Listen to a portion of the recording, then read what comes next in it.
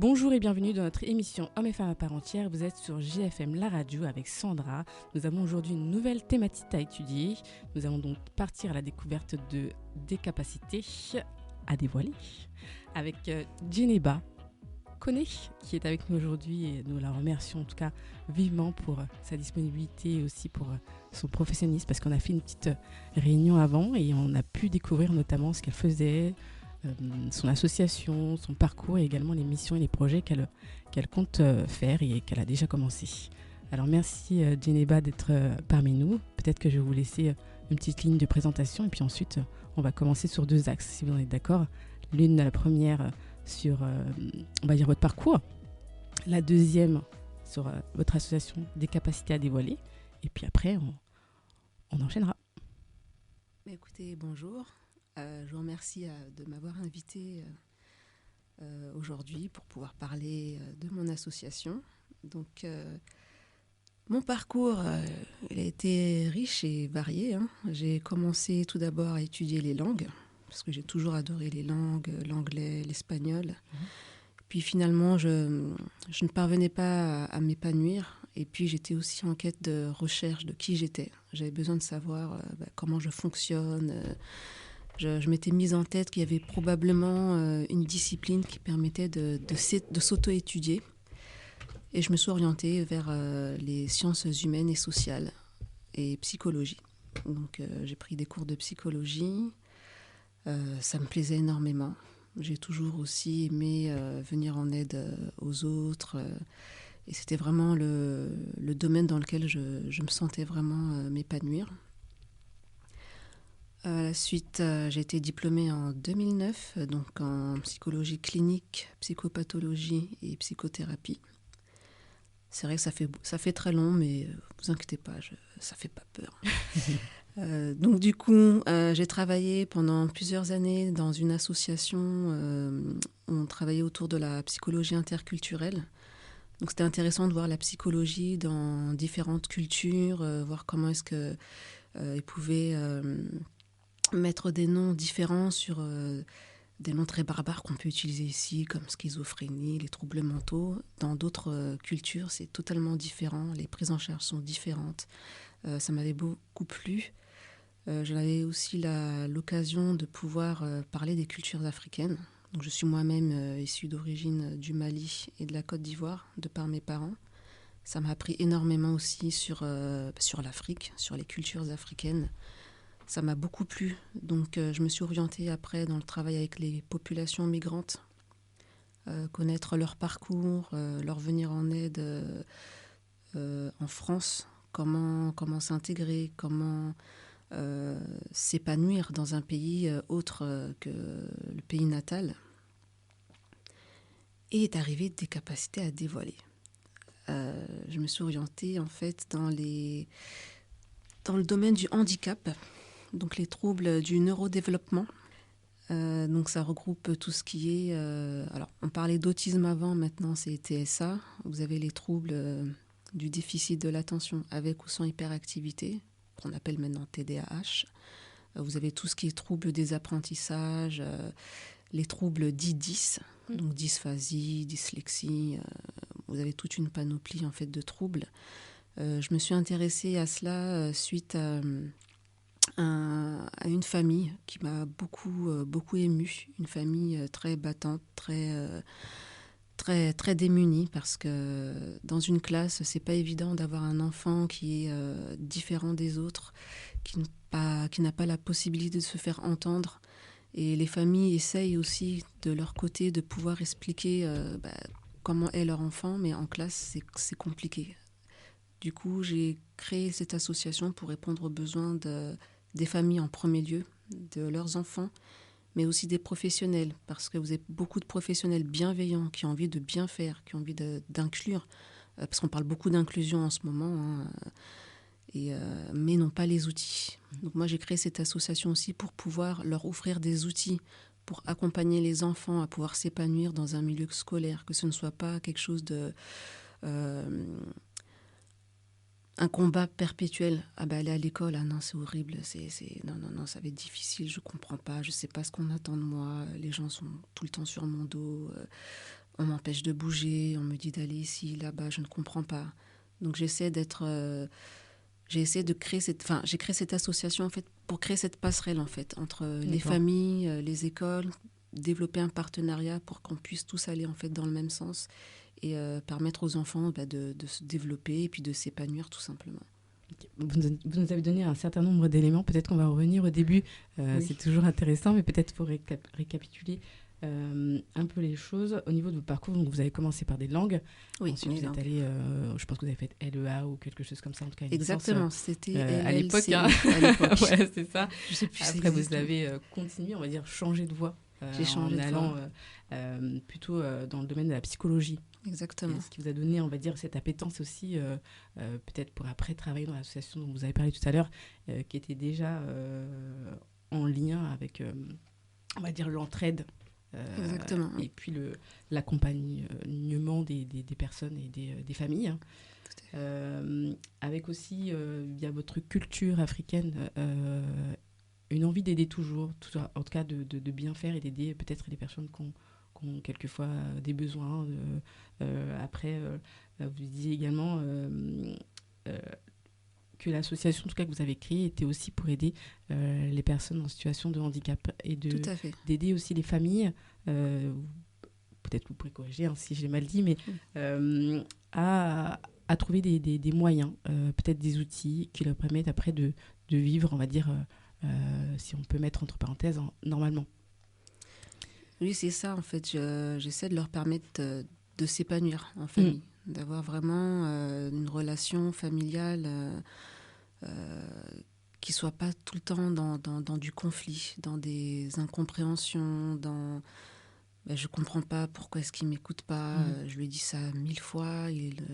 Pour ça arrive avec des enfants lambda. Hein. Mais quand on a certains troubles, ce n'est pas évident. On ne comprend pas de la même façon. Donc, quand on accompagne une famille, c'est important aussi de mettre un nom tout d'abord sur le trouble, leur expliquer en quoi cela consiste. Après, bien sûr, il y a différents profils. Un enfant TSA, c'est pas le même enfant TSA qui est, je sais pas, dans l'école A, vous avez l'école B. TSA, il y a différents profils de TSA. Ce n'est pas la même façon de le prendre en charge. Les familles, ce qui est important, c'est de leur apprendre ce que c'est que le handicap qu'a leur enfant. Puis vivre ensemble. Afin qu'ils puissent comprendre et mettre des choses en place. Mettre un mot sur... voilà, il faut déjà le mot, identifier ce que ça signifie. Et qu'est-ce que ça signifie pour nous et puis qu'est-ce qu'on est en capacité de pouvoir faire pour aider notre enfant. Changer dans nos habitudes, exactement. Pour faciliter une entente générale. Quoi. Tout à fait. Donc aujourd'hui, vous avez à peu près combien d'années, on va dire, d'exercice écoutez, j'ai commencé tout de suite après le diplôme. Directement après le diplôme. J'ai eu cette chance, mais après, c'est vrai que j'ai un peu touché à tout parce qu'en fait, tout me plaisait. J'étais tellement dans cette demande d'aller un peu partout et c'est aussi ce qui a enrichi mon expérience professionnelle parce que j'ai pu voir d'abord l'aspect interculturel et puis ensuite le domaine du handicap. Et après, les fractures entre parents et enfants. Parce que c'est vrai que je ne l'ai pas mentionné tout à l'heure, mais j'ai travaillé pendant 3 ans avec des enfants qui étaient en rupture familiale.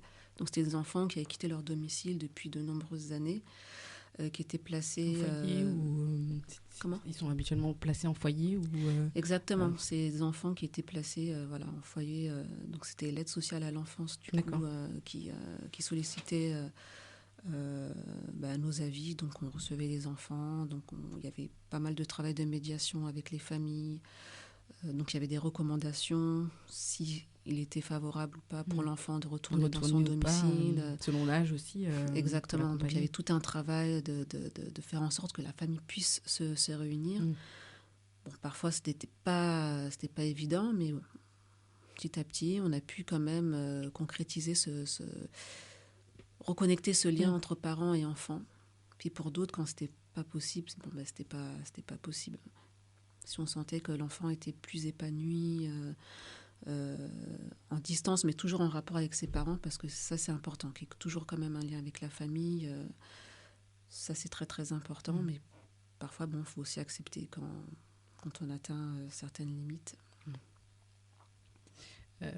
Est-ce qu'il y a des missions d'une psychologue, en tout cas générale, qui peuvent être identifiées, qui soient, on va dire, complémentaires de la clinicienne? Alors, est-ce que vous pouvez me répéter la question? Est-ce que les missions que vous proposez, plutôt les missions d'une psychologue en général, Oui. c'est-à-dire quelles sont les missions d'une psychologue en général? Est-ce qu'elles sont, on l'a vu tout à l'heure, peut-être complémentaires avec celles de clinicienne? Alors, vous entendrez dans le jargon psychologue. Mais D'accord. généralement, ce sont des cliniciens. Ok. Généralement, c'est des cliniciens. Vous avez des psychologues du développement qui, par la pratique, hein, c'est... il n'y a pas des tâches différentes. Non, il n'y a pas des tâches différentes. Le développement va plus s'attacher sur l'enfant. Bon, moi, je travaille principalement qu'avec des enfants, mais aussi les familles. Donc, c'est vrai que c'est... il n'y a pas de mission... La mission type d'un psychologue, c'est venir en aide à autrui, tout simplement. Donc, on apporte notre aide, on réajuste, on réadapte. Moi, j'utilise plusieurs théories. Je ne reste pas sur une théorie spécifique. Je l'utilise, là, je la réadapte. Donc, j'ai une approche qui est plutôt... personnalisée en fonction du patient et de la pathologie qu'il pourrait avoir. Exactement. Parce qu'une famille type, une recette ça type, pas. Voilà, c'est pas ça du tout. Comme on est tous différents, par essence... Il faut être capable de pouvoir se réadapter, de changer les choses, peut-être... on va dire, une méthode peut être applicable à une personne et pas à l'autre. Tout à fait. Elle doit être aménagée et ne pas correspondre. Ou une même personne, aujourd'hui, ça passe, mais demain, mais comme elle aura évolué ça va pas passer. En fonction de sa vie et de ce qu'elle aurait vécu. Tout à fait. Quelles sont pour vous les qualités pour exercer ce métier? Alors, difficile, je pense que oui, c'est... il faut déjà de l'adaptation, si on peut dire. Je pense qu'il faut être ouvert d'esprit. Pour déjà, modifier les choses. Ouvert d'esprit, il faut... Alors moi, je suis une psychologue atypique, c'est-à-dire que je ne me fixe pas de barrières, je ne me fixe pas de limites. Donc j'ai un cadre, bien évidemment, mais si je sens que ça peut être un frein pour venir en aide, je suis flexible. Je suis en capacité de pouvoir apporter de la flexibilité aussi dans mon approche et donc je réadapte en fonction des familles. Ça, je pense que c'est quelque chose de très important. Il faut savoir se réinventer, être créatif quand il le faut. On ne peut pas rester figé parce que sinon, on n'apporte plus d'aide. La personne qui sera en face de vous va commencer à se crisper. Si elle se crispe, c'est terminé. Tout ce que vous allez pouvoir dire n'entrera pas. Elle aura déjà formé sa carapace. Comment faites-vous, si on peut dire, pour accompagner les profils? Parce que c'est vrai que vous étudiez la personne, vous adaptez, changez les méthodes, mais est-ce que vous avez une base sur laquelle vous vous appuyez? Je ne sais pas, c'est une question. Écoutez, moi je laisse... au feeling, comme on dit. Alors, feeling, pas tellement, mais... Est-ce que vous avez... on échange. Si on peut dire, vos habitudes? Moi, je laisse la parole. Donc, je pose des petites questions générales. C'est important déjà de faire connaissance. Dans un premier temps, moi, ça me permet aussi de recueillir certains éléments. Et puis progressivement, je ne suis pas dans la précipitation. Tout ce qu'elle me dit ou tout ce qu'il me dit, je n'étudie pas en fait la personne tout de suite. Ça se fait progressivement. Parce que vous écoutez d'abord, dans un premier temps, c'est déjà de créer du lien. Oui, pour...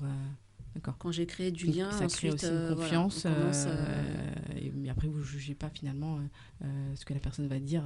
Non, mon rôle, c'est pas de juger, ni même de dire, cette personne est en train de me raconter des histoires ou... Non, c'est pas mon but. Moi, l'important, déjà, c'est de créer déjà ce lien, qui est ce climat de confiance. Et ensuite, on avance dans ce que la personne a besoin, parce que si elle vient me voir, c'est qu'il y a un besoin. On essaie de déterminer quel est ce besoin. Est-ce que ce besoin est compatible aussi avec l'aide que je peux lui apporter? Enfin, on réévalue progressivement. D'accord. Et la plupart du temps, c'est les familles ou les patients même, si on peut dire patient, mais en tout cas la personne que vous allez suivre qui fait appel à vous? Alors, en général, ce sont les familles. D'accord. Donc les familles, donc par du bouche à oreille, qui ont entendu parler soit de l'association ou sinon de moi tout simplement. Oui, je connais une psychologue, moi elle s'occupait de mon fils, voilà, on avait telle difficulté et puis ça va beaucoup mieux. Donc la famille me contacte, donc moi je me déplace au domicile, on échange sur les difficultés pour lesquelles ils m'ont sollicité. Et puis là après on commence à établir un programme. D'accord. Et au niveau des outils que vous pouvez créer ou mettre en place ou utiliser, est-ce que vous pouvez me donner des exemples Les outils, ça peut être des outils visuels par exemple, ça peut être soit, par exemple, pour développer l'autonomie d'un enfant, admettons que c'est un peu compliqué pour lui de se brosser les dents correctement. Là, moi, je peux préparer un support très simple où on décrit les étapes sur comment se brosser les dents. Ça va être sur un support qui est très ludique. Des outils de communication, voilà, finalement, exactement. qui seront utilisés et adaptés selon la personne. Voilà, selon le niveau de compréhension de l'enfant aussi, parce que vous avez des enfants, par exemple, qui sont très lecteurs. Ce qu'ils peuvent exactement. En termes de capacité. Tout à fait. Ça peut être aussi des démonstrations, parce que les outils, c'est pas forcément une hache et puis un bâton. Ça peut être des supports visuels, ça peut être... Comme une personne qui a du mal je sais pas moi, on va dire qui va à l'école le matin, qui a peut-être des difficultés pour se déplacer, en tout cas pour retrouver son chemin. Tout à fait. Peut-être mettre en place des outils ou des outils visuels, par exemple à telle rue, il faut, je sais pas... Exactement, oui, ça j'ai déjà fait pour certains enfants. Vous prenez par exemple des parties de la rue, donc l'enfant repère bien son domicile, là c'est la porte du bâtiment. La seconde étape, je traverse la rue, donc tout est séquencé. Donc vous avez cette petite fiche en fait de tous les endroits par lesquels il va passer. Et progressivement, il a comme un visuel, soit une petite pince ou sa propre image qui se déplace. Donc lui, il la déplace. Là, ça y est, je suis arrivée à l'école.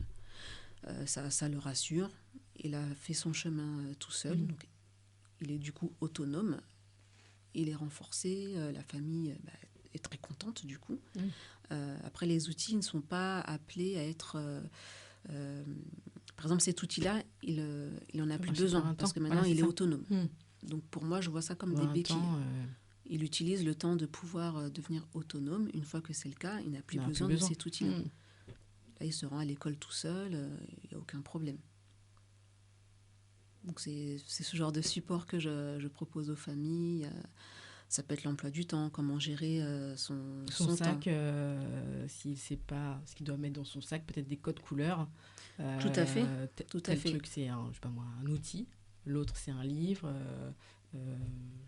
J'invente peut-être. Oui, ça peut être très simple. Après, ça dépend. C'est vrai que pour les enfants qui sont plus petits, ils n'ont pas nécessairement besoin de tout cela. Mais c'est vrai que pour des collégiens, par exemple, tiens, j'ai français, ça serait bien d'avoir le livre de français avec le cahier ou le classeur de français dans le sac à dos. Et ne pas arriver au collège, le sac avec plein d'affaires, mais finalement qui ne correspondent pas à ce dont on a besoin pour étudier. Donc là, c'est important la veille, du coup, d'avoir une petite liste, une petite checklist. Lundi, voilà, voici ce qu'il faut que je prépare pour le mardi. Et là, il a déjà son petit planning, sa petite routine de, ce soir, voici ce que j'ai à faire. Ou une trousse, je sais pas, mais voilà ce que j'ai à préparer. Pour tel jour. S'il faut contrôler la trousse, c'est exactement la même chose. Puis une fois que ça, ce sont des automatismes en fait qui se mettent en place. Ensuite, il peut se séparer des supports. Donc après avoir travaillé pour des associations ou autres, vous êtes décidé en tout cas de créer une association nommée Des capacités à dévoiler. Oui, tout à fait. Donc oui, je sentais qu'il y avait énormément de besoin d'accompagnement, que ce soit pour les familles, les enfants et puis les professionnels. Alors c'est vrai qu'il y a beaucoup de structures qui existent, mais elles sont très très vite saturées. Donc les familles se retrouvent très souvent démunies. C'est le cas aussi des professionnels, parce que comme je l'ai dit tout à l'heure, ils veulent bien faire, mais ils n'ont pas les moyens de pouvoir mettre en place tout cela. Et donc l'association, je l'ai créée aussi dans ce but-là. Donc c'est une association qui a été créée en 2021. Oui, je l'ai créée en 2021. Alors elle n'est active que depuis maintenant, en fait, parce que je n'avais pas eu la possibilité de... j'ai eu pas mal de petites choses côté personnel aussi qui m'ont un petit peu empêché de pouvoir mettre ça en place tout de suite. Donc les statuts ont été déposés, vous avez un numéro de tirette, elle est active et vous pouvez maintenant... Tout est OK. Tout est OK. Est-ce que vous pouvez nous rappeler on va dire les principales missions? On a vu l'accompagnement, mais est-ce qu'il y a des missions ou un objet, bien qu'on l'a déjà défini à travers l'échange qu'on a eu avant, mais peut-être précis? Écoutez, c'est l'accompagnement principalement. C'est accompagner les familles. Donc tout type d'accompagnement. Est-ce que c'est l'accompagnement pour un dossier MDPH? Est-ce que c'est un... Alors MDPH, ça je préfère laisser à mes collègues du PAT s'en charger. Mais c'est vrai que j'aide aussi les familles à compléter cette partie prise en charge extérieure. D'accord. Parce que les professionnels, par exemple, comme moi, les familles qui vont faire appel, par exemple, à mes services, ils ont besoin de cette partie-là, de qu'est-ce que ce professionnel va vous proposer, qu'est-ce qu'il va apporter en plus pour votre enfant qu'un professionnel lambda ne pourrait pas. Nous, la spécificité de l'association, c'est d'apporter des aides au plus proche des besoins des familles. Donc, c'est un accompagnement sur mesure qu'on propose. C'est du domicile principalement, mais ça peut être aussi dans d'autres structures. On peut être amené, par exemple, à intervenir dans les milieux scolaires, par exemple. D'accord. Donc, aujourd'hui, est-ce que vous avez des membres adhérents? Est-ce que vous avez des membres fondateurs, si vous pouvez les citer ou pas, ou en tout cas le nombre de personnes que vous avez aujourd'hui dans l'association? Est-ce que c'est une association ouverte au public et une personne peut cotiser, un peu comme les structures si on peut dire de base, où une personne peut devenir membre et payer X... Tout à fait, l'association est ouverte à tous. D'accord. Donc il y a effectivement des membres fondateurs, dont je fais partie. Ensuite, il y a beaucoup de bénévoles qui sont investis dans l'association. Nous, on est ouvert à tous. D'accord. Donc moi... Une personne, comment elle peut faire si elle souhaite qui nous écoute y adhérer ou même des informations? Est-ce que vous avez pour l'instant un site internet? Peut-être qu'il est encore en cours de construction. Alors, le site internet est presque finalisé. D'accord. Donc, peut-être d'ici la semaine prochaine. Ah, c'est une bonne nouvelle. Voilà. Peut-être d'ici la semaine prochaine. Parce que je suis très pointilleuse sur certains détails, donc je veux que ce soit... voilà. En tout cas, l'ouverture sera officielle prochainement. Voilà, vous serez informés... Et là, ils pourront adhérer soit directement en ligne, ou sinon ils peuvent me contacter directement pour que l'adhésion puisse se faire. D'accord. Est-ce que vous pouvez nous rappeler peut-être votre adresse mail ou votre numéro de téléphone si vous l'avez en mémoire? Alors, l'adresse mail, c'est dcapacités, dkpacites, @gmail.com. Le numéro de téléphone 06 21 98 34 27. Et voilà. Merci en tout cas pour ces informations. On va encore rester à l'antenne pour en fait découvrir un peu plus, peut-être sur vos projets et ce que vous faites peut-être via l'association ou ce que vous faites à l'extérieur. Aujourd'hui, peut-être que vous n'avez pas encore finalisé, ou en tout cas concrétisé des projets. Je ne sais pas si vous en avez. Les projets, il y en a beaucoup. Là, pour l'instant, je reste concentrée sur les familles, sur le domicile. Ensuite, il y a aussi les suivis psychologiques que j'assure, avec un bon nombre de familles également. Et récemment, parce que c'est vrai qu'on est resté sur le handicap, mais j'ai oublié de mentionner qu'on aide aussi les enfants, soit qui ne sont en cours de diagnostic ou qui n'ont pas de diagnostic, mais qui rencontrent des difficultés au niveau psychosocial. Donc, vous avez des enfants qui, par exemple, ont des difficultés à exprimer certaines de leurs compétences. Ça peut être dû soit à leur environnement, à tout un tas d'autres facteurs. Et moi, j'aime apporter aussi l'aide à tout enfant. Tout enfant qui a des difficultés qui freinent l'accession à l'épanouissement. Donc, tout enfant qui rencontre des difficultés, que ce soit au niveau scolaire ou même psychologique, l'association est ouverte pour lui venir en aide. D'accord. Donc aujourd'hui, vous valorisez, on va dire, l'accompagnement des enfants, mais est-ce que vous ferez plus tard les adultes? Vous faites peut-être déjà, mais en tout cas pour l'instant, on a parlé que des enfants. Mais on s'occupe des parents, c'est vrai que... Mais les adultes, oui, effectivement. Parce que le TND, ça ne se limite pas qu'à l'enfance, c'est aussi adulte. Moi, j'ai des parents qui sont aussi soit TDAH ou TSA. D'accord. et qui, eux, n'ont pas bénéficié des prises en charge qu'ont leurs enfants actuellement. Donc, c'est effectivement, oui, à l'âge adulte aussi, oui, ça, ce sera un projet. Peut-être pour plus tard. En tout cas, ce sera on va dire, la poursuite de déjà votre accompagnement, en tout cas en tant qu'enfant, et puis après pour les adultes dans ce qui va suivre. Alors, est-ce que vous pouvez me parler plutôt de votre expérience un peu plus personnelle, si on peut dire.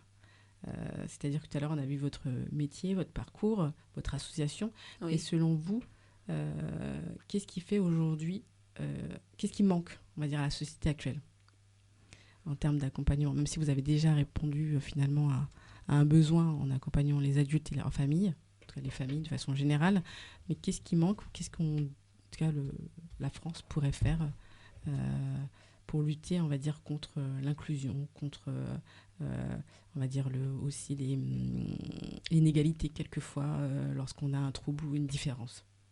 Peut-être ma question est trop large. Non, mais je pense qu'en fait, la société, il faudrait changer cette perception en fait qu'ils ont du handicap.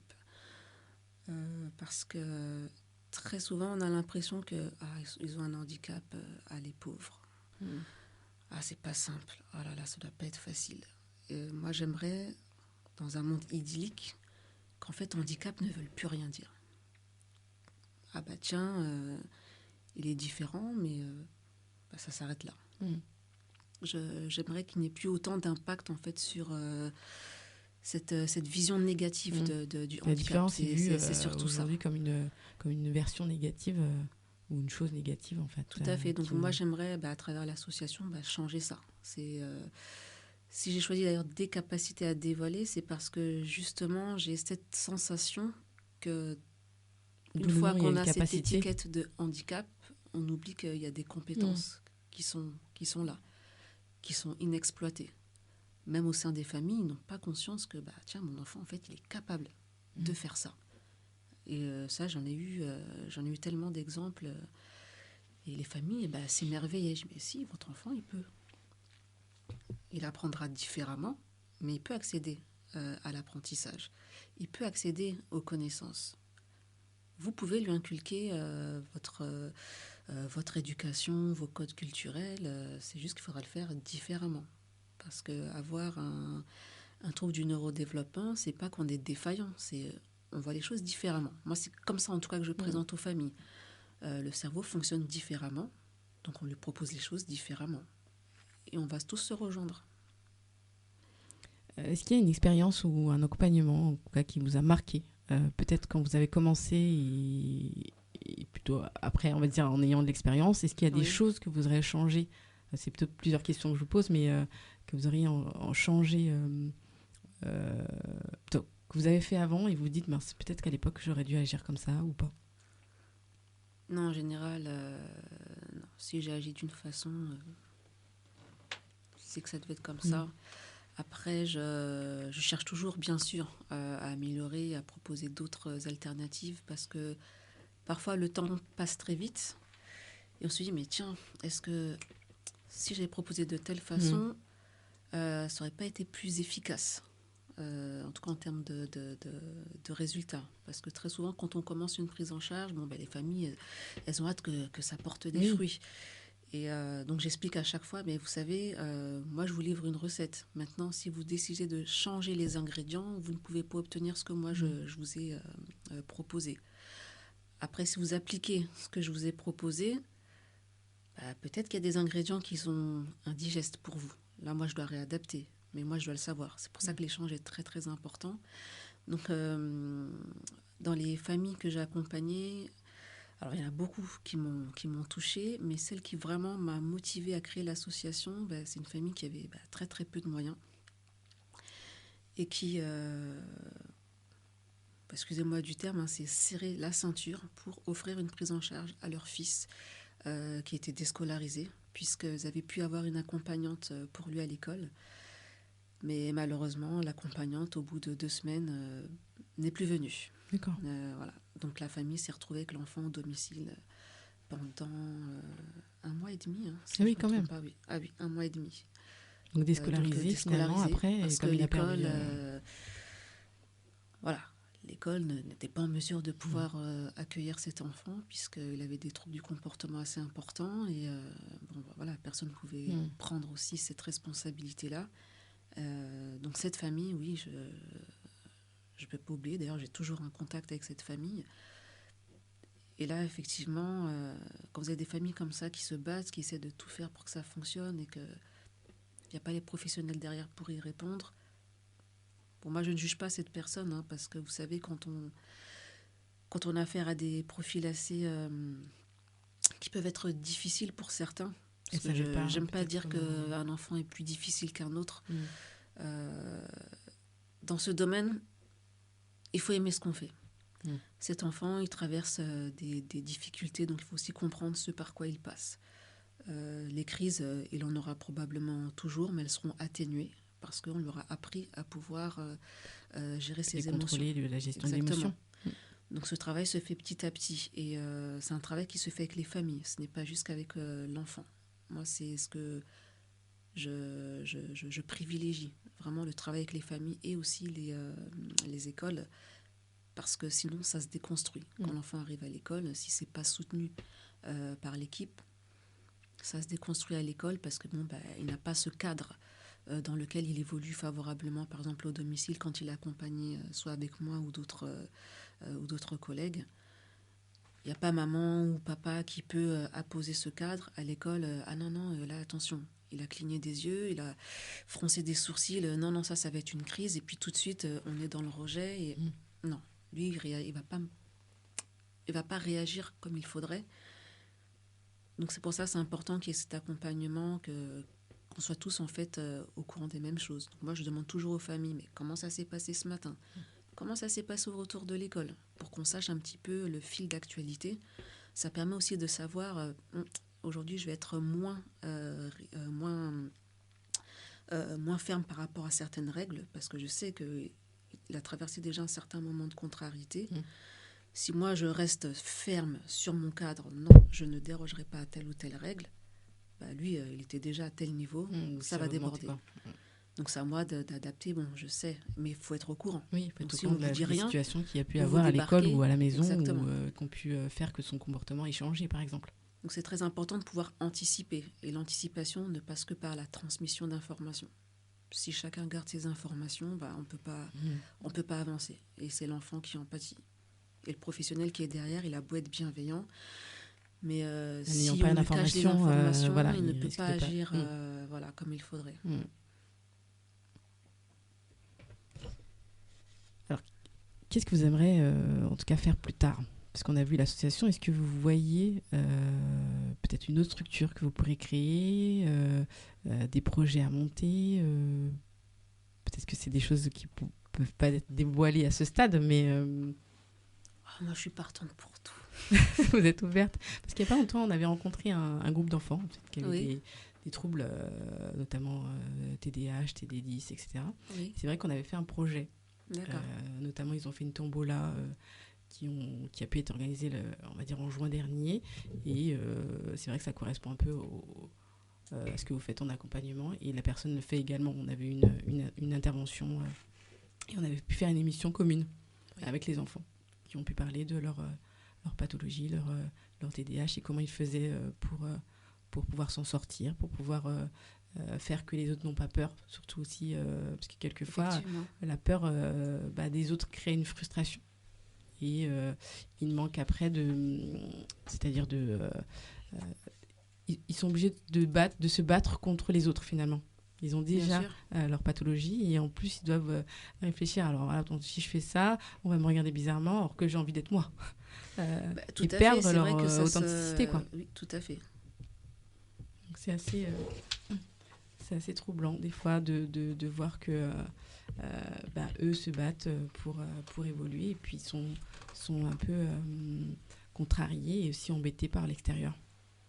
Ce qui serait mon projet futur, ce serait plus côté professionnel parce que c'est vrai que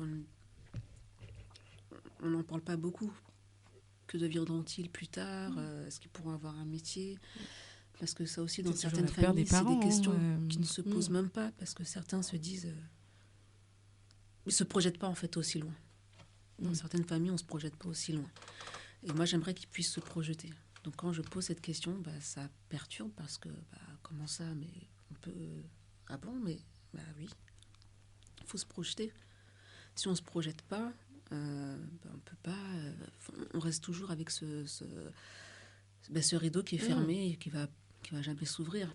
Donc, il faut se projeter. Ça restreint ce qu'on dit incapacité. Voilà. Oui. Chaque personne a des capacités. Il faut aussi s'ouvrir pour pouvoir justement les dégager ou même savoir aujourd'hui il peut faire ci parce que justement on lui a donné les moyens. On sait qu'il peut le faire, en tout cas qu'il a telle compétence. Bien sûr.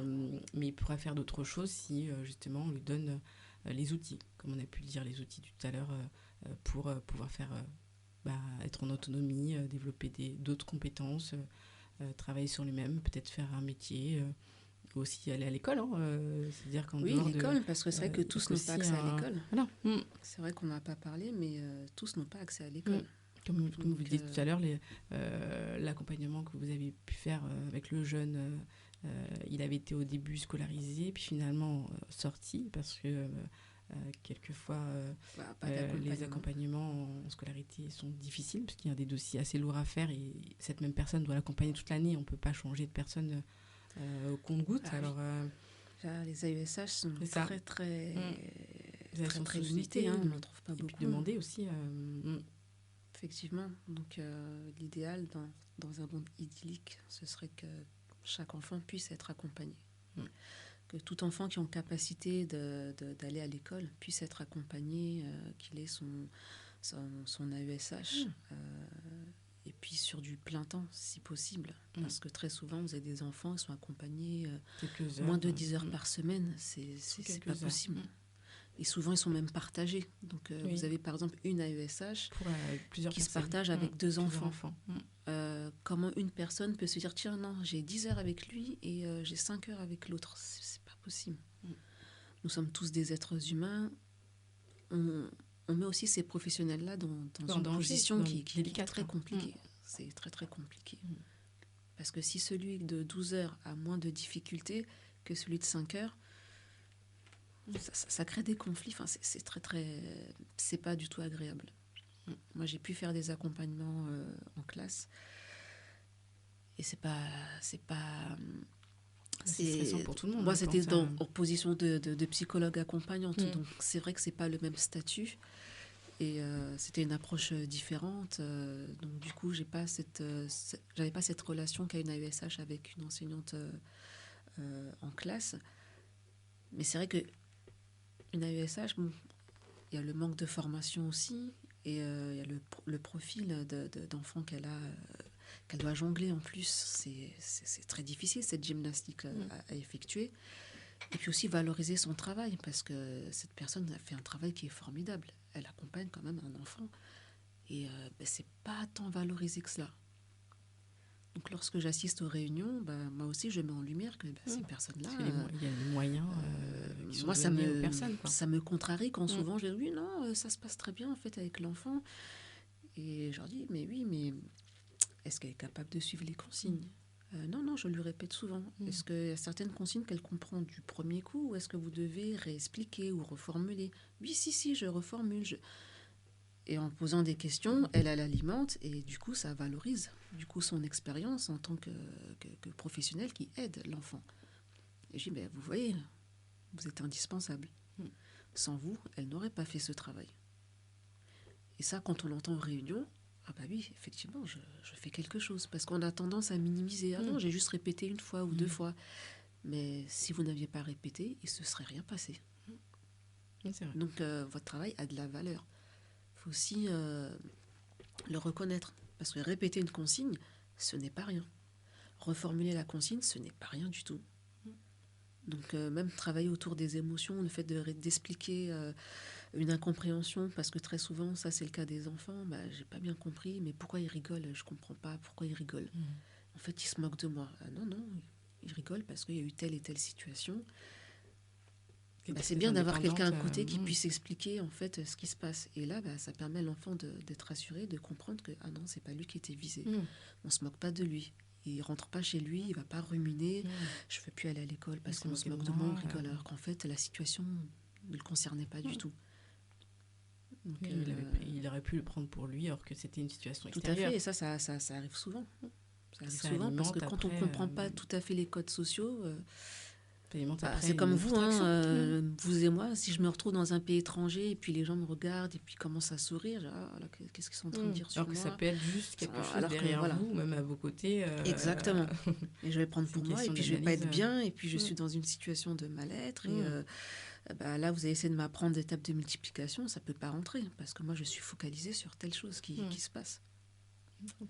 Donc j'espère que je ne suis pas en train de dévier du sujet. Non. En tout cas, c'est bien aussi de valoriser les métiers, et notamment l'AESH qui accompagne les enfants qui, quelquefois, ont besoin notamment de formation et les moyens qui leur sont alloués ne sont pas totalement, si on peut dire, en fonction et en accord avec ce qu'ils apportent en fait.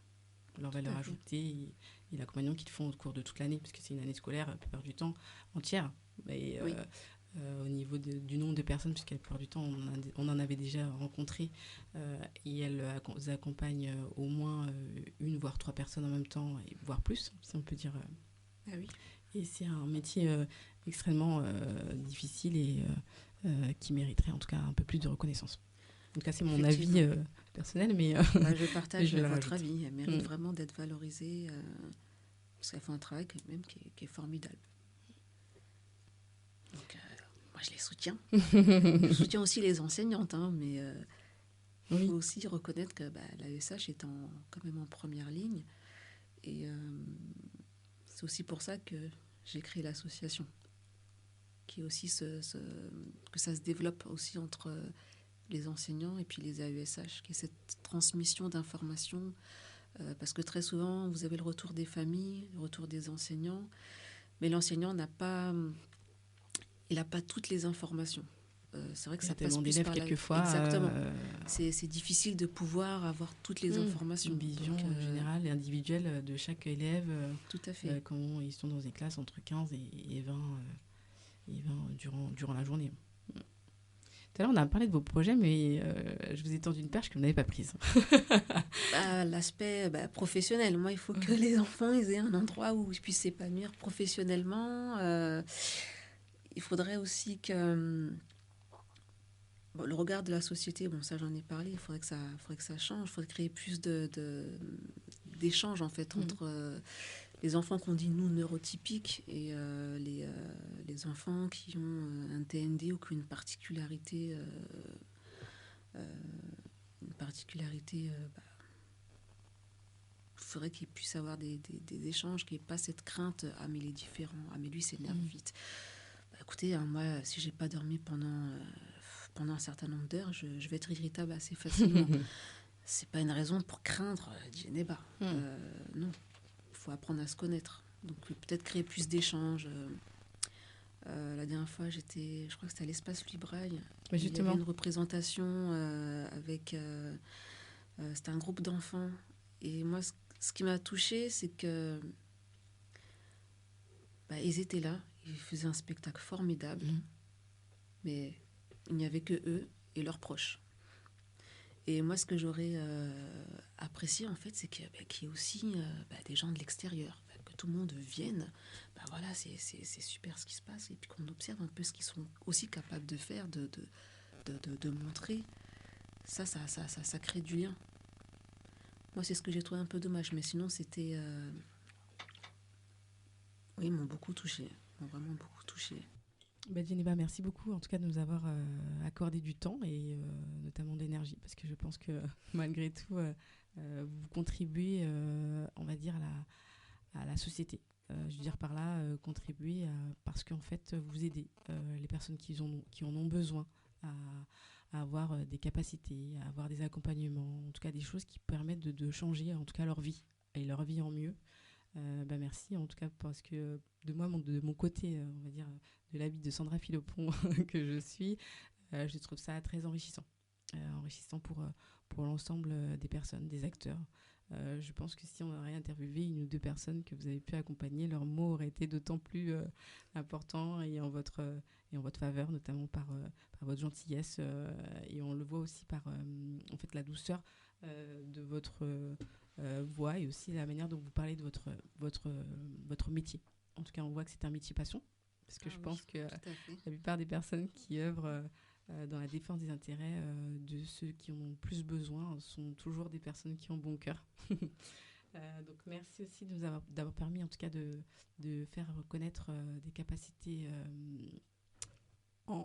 à dévoiler, des capacités à dévoiler, parce que je pense que l'information qu'on donne aujourd'hui pourra aider en tout cas un certain nombre, et j'espère un grand nombre. Parce que je pense que aussi, de nombreuses personnes, en tout cas, ont besoin. On le voit lorsqu'on part avec des personnes qu'on ne connaît pas, bien sûr, mais on évoque quelquefois les difficultés que les familles ont, les difficultés lorsqu'ils rencontrent, on va dire, un problème, une pathologie, ou même on peut dire je dirais en tout cas une non-normalité, même si ça se dit pas, mais une façon de dire en fait on est tous différents, hein, c'est ce que nous sommes. Aujourd'hui nous avons des besoins, peut-être demain on en aurait d'autres, demain je peux être différente, avoir quelque chose qui change ma vie aujourd'hui ou demain en tout cas faire les choses autrement. Merci aussi pour les accompagnements futurs, parce que peut-être je l'espère il y en aura d'autres, parce qu'il est toujours important en tout cas d'avoir de l'aide, en tout cas quand on en a besoin. Tout à fait. Et moi je vous remercie de m'avoir reçu. Alors les capacités ils les ont déjà. Oui, mais des fois c'est de savoir qu'on en a. Mais on en a, mais les développer, les faire ressortir. Oui, c'est vrai que je contribue à les faire ressortir. Ça, c'est très important. Parce que même pour ce qui est de la confiance en soi, c'est formidable. Quand vous voyez l'enfant, vous pouvez batailler pendant plusieurs mois, et puis une fois qu'il y a le déclic, c'est magnifique. Et même les familles, ça les rebooste. Donc, les familles, elles vous diront pas mal de bonnes choses à mon sujet, mais elles vous diront oui... Madame Connet, elle nous a beaucoup fatigués. Au début, elle est un peu trop rigoureuse, elle est un petit peu trop... Mais après, ils se rendent compte que c'est sur le long terme. Sur le long terme. Après, seulement, ça change les habitudes et début, on a du mal. Il y a un petit bouleversement, il faut une petite période d'adaptation. Puis le fait aussi de mettre un mot en fait sur peut-être un problème ou une difficulté. Oui, tout à fait. Quelquefois, on s'en rend peut-être même pas compte. On se dit, bon... on crie, mais la personne, peut-être qu'elle a quelque chose qui fait qu'elle ne peut pas faire ce qu'on lui demande. En tout cas, il faut qu'on propose une autre version. Exactement. Des aménagements. Aménagement. C'est exactement ce terme qu'on utilise très souvent, nous aussi. Ah bah, j'ai déjà un point fort. Oui, l'aménagement en classe, aménagement au domicile, donc effectivement. Est-ce que c'est pour ça que j'aime bien venir au domicile, parce que ça permet justement de réajuster tout ça. Puis de voir aussi on va dire dans un milieu, dans un cadre personnel, les habitudes de chacun et voir ce qui peut être aménagé, comme on a dit tout à l'heure. Voilà, ça facilite les choses. Parce que je pourrais rester dans mon bureau, mais je n'aurais pas autant le même impact. Là, ça permet de revisser ou de remettre un petit peu sur les rails. Et puis d'avoir un regard extérieur. Exactement. C'est ça. Peut-être que vous souhaiteriez dire quelque chose avant qu'on laisse l'antenne, un mot. Rejoignez vite des capacités à dévoiler. Alors, on redit qu'à partir de, on va donner une date butoir, de l'an prochain. Vous trouverez des informations sur le site en ligne à définir. Le nom de domaine, on l'indiquera sur notre page Facebook à part entière, mais on transmettra les informations sur votre structure, si vous en êtes d'accord, bien entendu, sur le site internet, votre numéro de téléphone, des petites informations type sur les accompagnements de façon générale que vous proposez, notamment auprès des familles et des plus jeunes, d'ailleurs. Et en tout cas, on invite toutes les personnes qui le souhaitent à prendre contact avec vous. Écoutez, c'est parfait. Merci à tous en tout cas d'avoir écouté notre émission d'aujourd'hui. On se retrouve la prochaine fois, le 4e jeudi. À bientôt. Au revoir.